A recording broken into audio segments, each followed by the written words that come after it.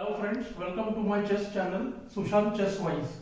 The aim of this channel is to provide a platform for parents so that they can teach their kids, and even many kids can learn on their own also. So today we will be continuing from the previous lecture. So our lesson 5 was about special moves. We discussed castling. Today we will go to the next topic. We will learn the value of pieces and also we will see the notation.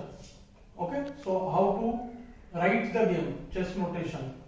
Okay, so I will try to make this video in 2 parts so that it becomes easy.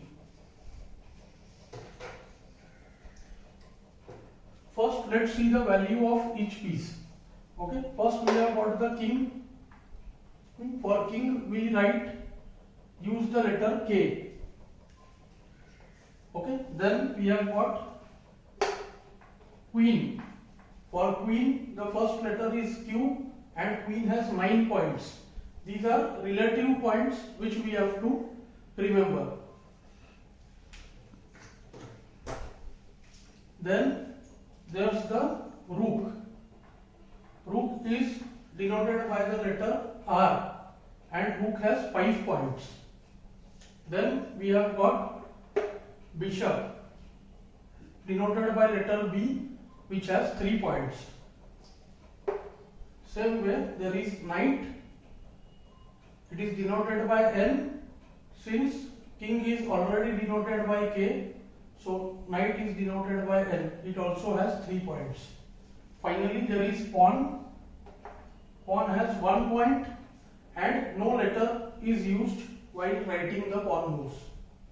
Okay, so this is about the points, and now we will see how to write the game, for which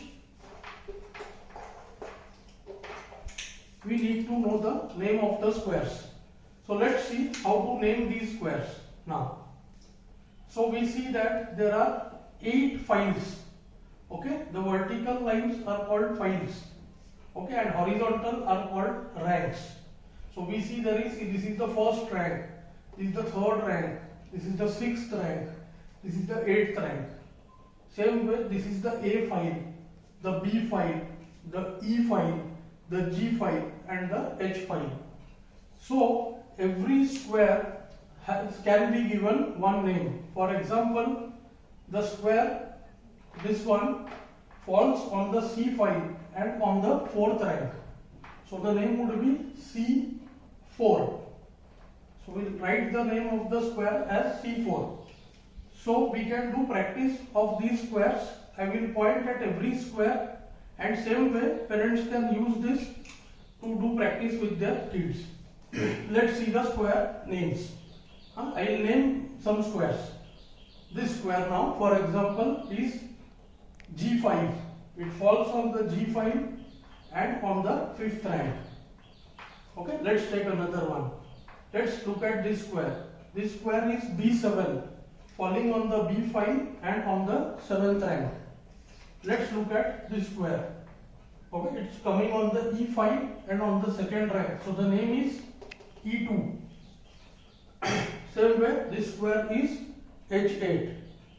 So knowing these squares will enable writing of game. So we will see how to write the game.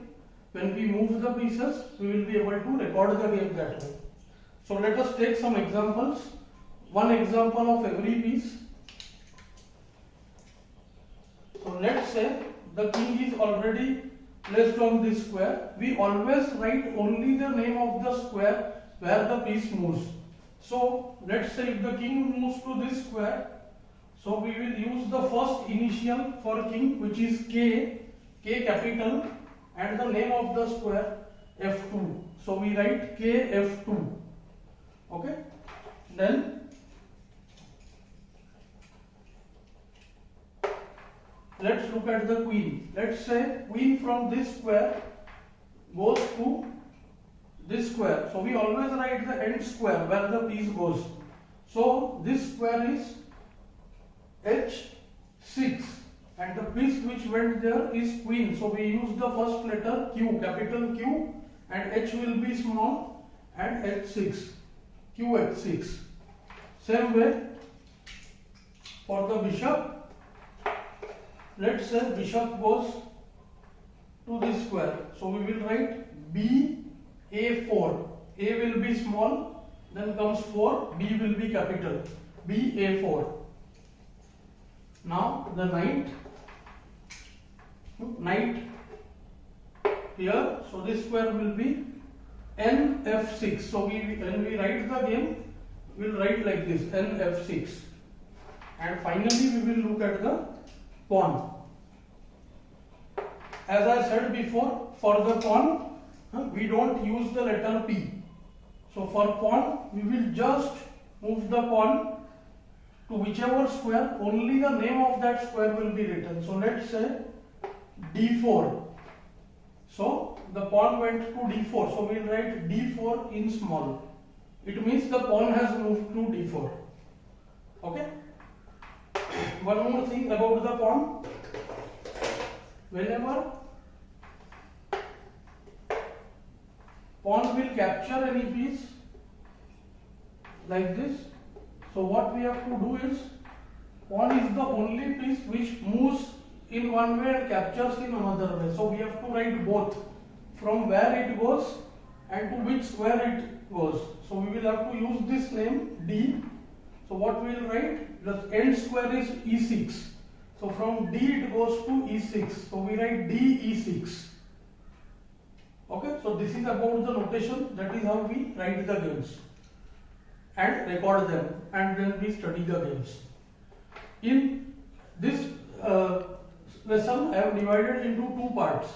So today I have shown you how to write the moves, simple moves.